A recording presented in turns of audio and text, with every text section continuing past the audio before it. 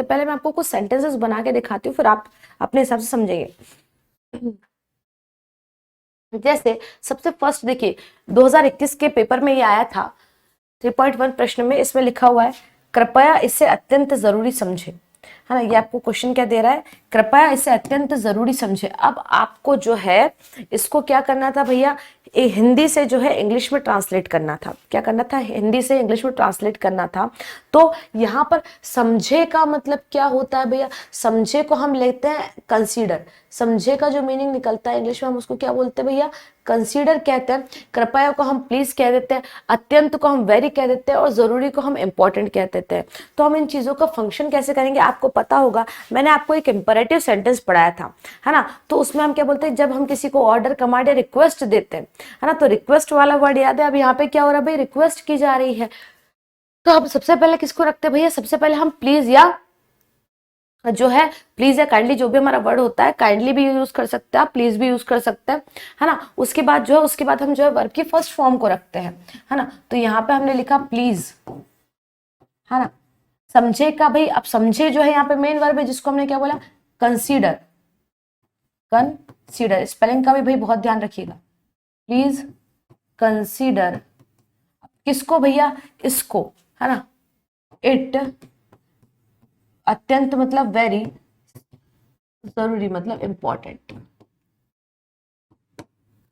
Please consider it very important, है ना। Please consider it very important, कृपया इसे बहुत ज्यादा जरूरी समझे, या कृपया अत्यंत जरूरी समझे, प्लीज कंसिडर इट इंपॉर्टेंट, है ना। तो देखिए यहाँ पर एक ऐसा है भैया,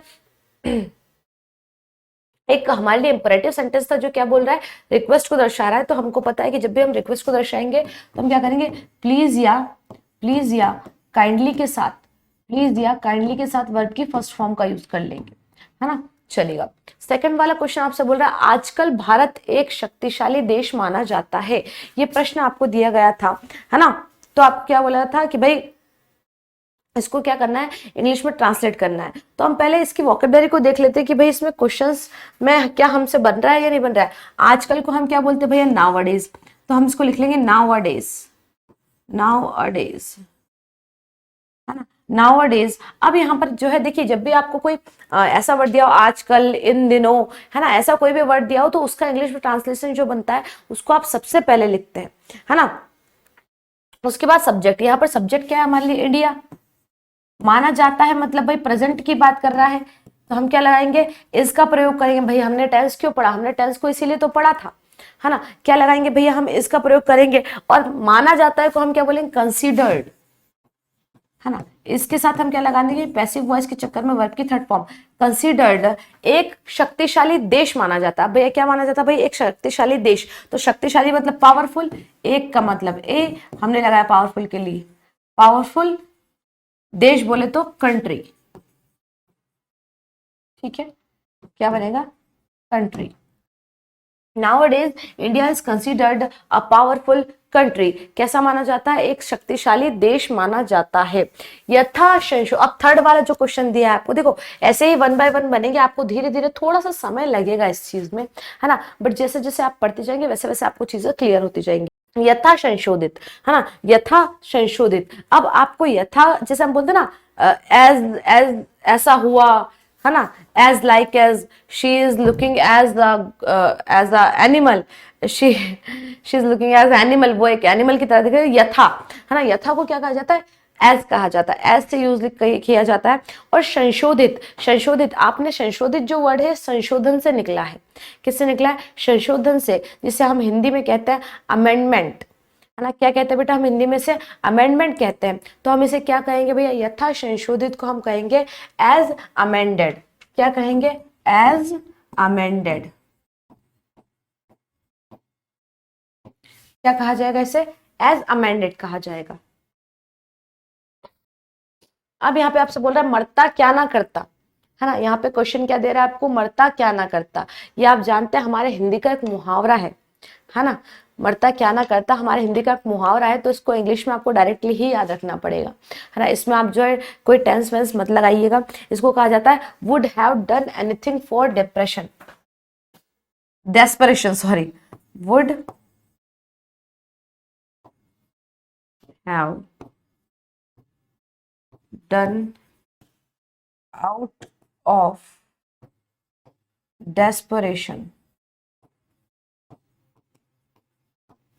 मरता क्या ना करता, would have done anything out of desperation. अब यहाँ पे नेक्स्ट क्वेश्चन दिया हुआ है आपको, प्रतिनियुक्ति के लिए एक आदेश जारी करें, है ना। अब यहाँ पर क्या दिया हुआ है, प्रतिनियुक्ति के लिए एक आदेश जारी करे। प्रतिनियुक्ति जो है देखो करे, यहाँ पर आपको जो है वापस से एक ऑर्डर दिया जा रहा है। क्या दिया जा रहा है बेटा, वापस से एक ऑर्डर दिया जा रहा है। मतलब ये वाला सेंटेंस भी हमारा कौन सा है, इंपरेटिव सेंटेंस है। ये वाला सेंटेंस भी मेरा कौन सा है भैया, इंपरेटिव सेंटेंस है। और इंपरेटिव सेंटेंस को मैं हमेशा क्या करती हूँ, वर्ब की फर्स्ट फॉर्म से ही शुरू करती हूँ। तो प्रतिनियुक्ति के लिए आदेश जारी करे। अब यहाँ पर जो है हमारी वर्ब क्या करे, तो करे को हम हिंदी में क्या बोले, जारी करे को हम हिंदी में इंग्लिश में क्या कहते हैं बेटा, इशू। क्या होता है भैया, इशू।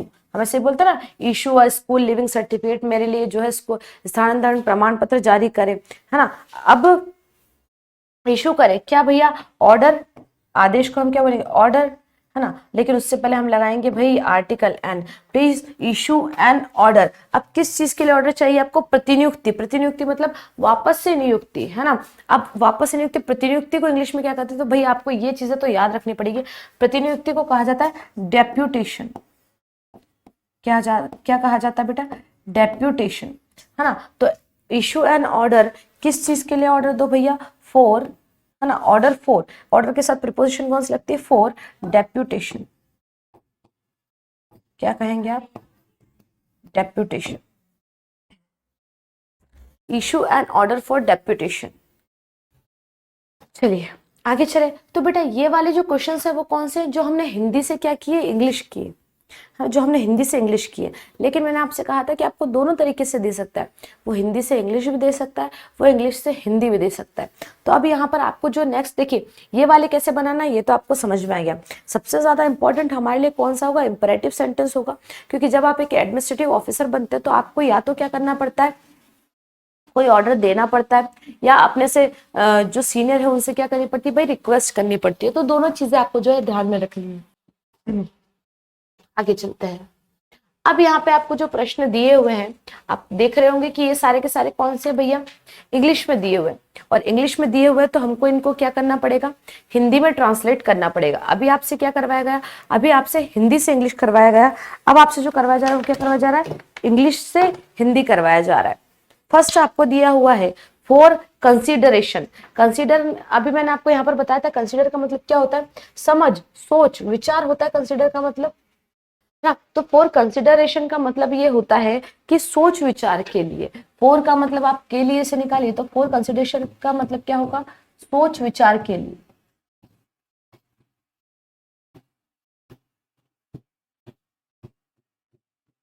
क्या होगा भैया, सोच विचार के लिए। In this connection I have to state, है ना, आई हैव टू स्टेट। अब यहाँ पर आप बोलेंगे मैम स्टेट का मतलब तो राज्य होता है ना। बेटा राज्य नहीं होता, I have to say that. आप एक वर्ड बोलते हैं आई हैव टू से, तो उसी हिसाब से आप बोलते हैं स्टेट, और आगे डॉट डॉट डॉट लगाए, मतलब सेंटेंस जो है कंटिन्यू है ना। सेंटेंस जो है वो कैसा है बेटा, कंटिन्यू चलने वाला है।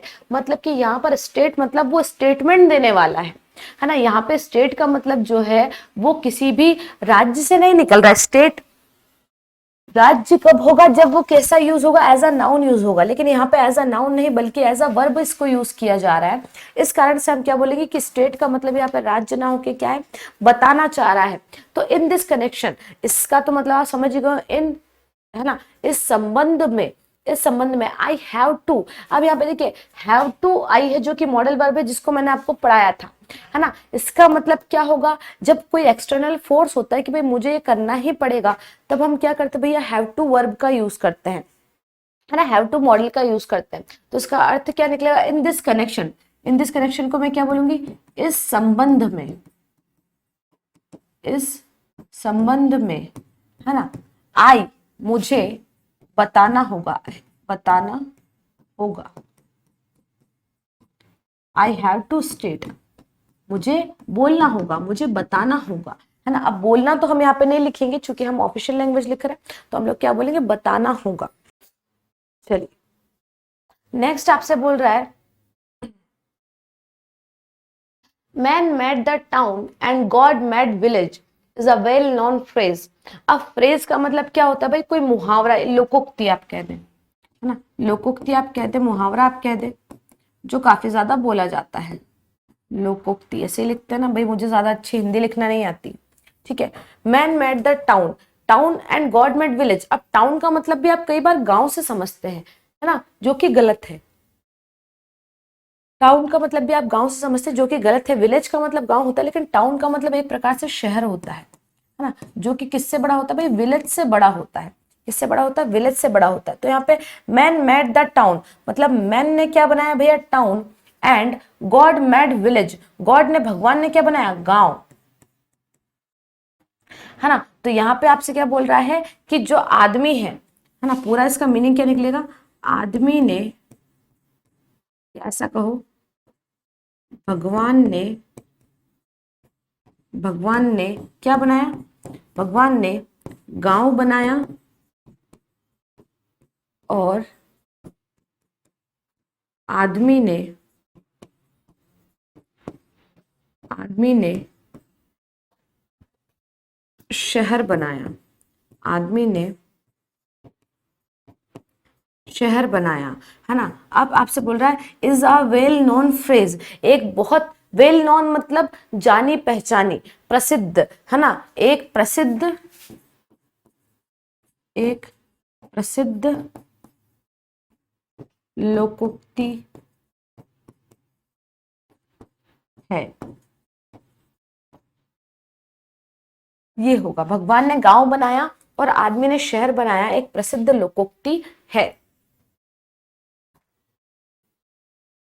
नेक्स्ट क्वेश्चन हमारा आता है it is impossible to please everybody, है ना, it is impossible to please everybody, सभी को प्लीज, है ना, इम्पॉसिबल मतलब असंभव, यह असंभव है, क्या असंभव है, प्लीज एवरीबडी। प्लीज एवरीबडी का मतलब मैम सबसे रिक्वेस्ट करना नहीं है यहाँ पर, है ना। प्लीज का रिक्वेस्ट करना जब निकलेगा, है ना, जब वो क्या आता है भाई, आगे आता है या इसका प्रयोग एज अ नाउन किया जाता है, तो हम उसे बोलते हैं क्या, कि भाई रिक्वेस्ट करने के लिए, कृपया के लिए। लेकिन यहाँ पे जो प्लीज का अर्थ होता है वो होता है खुश करना, है ना। प्लीज का मतलब क्या होता है, खुश करना, खुश रखना, है ना। तो यहाँ पे क्या अर्थ निकल रहा है कि सबको, सबको खुश करना या रखना असंभव, असंभव है। क्या अर्थ निकल रहा है, सबको खुश करना या रखना भी आप लिख सकते हो, असंभव है, दोनों लिख सकते हो आप, है ना। नेक्स्ट आपसे बोल रहा है no further action is necessary. Further का मतलब क्या होता है बेटा, अतिरिक्त, है ना।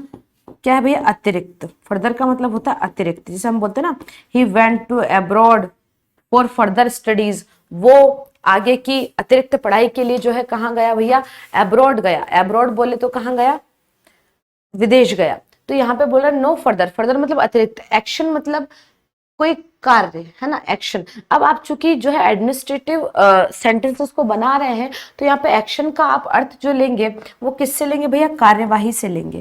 किससे लेंगे, कार्यवाही से लेंगे। और नेसेसरी का मतलब क्या होता है, जरूरी, है ना, जरूरी। लेकिन भाई आप जो है बात जो है ऑफिशियल कर रहे हैं, है ना, तो आपको लैंग्वेज भी ऑफिशियल यूज करनी पड़ेगी। जरूरी जो है वो इनफॉर्मल हो जाता है, अनौपचारिक हो जाता है, इसलिए क्या बोलेंगे हम, आवश्यक, है ना। तो हम यहाँ पे क्या लिखेंगे इसका, कोई और, है ना, कोई और कार्यवाही, कोई और कार्यवाही आवश्यक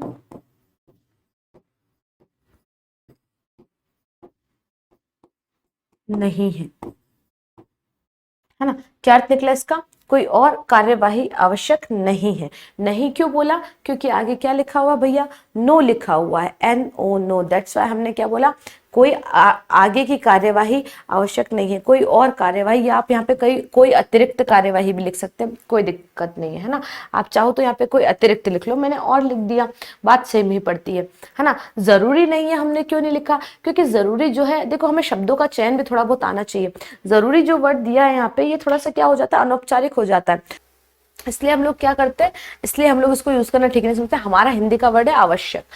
सो यही पे हमारा लेक्चर खत्म होता है, तब तक के लिए वापस मिलेंगे नेक्स्ट लेक्चर में। थैंक यू सो मच, जय हिंद।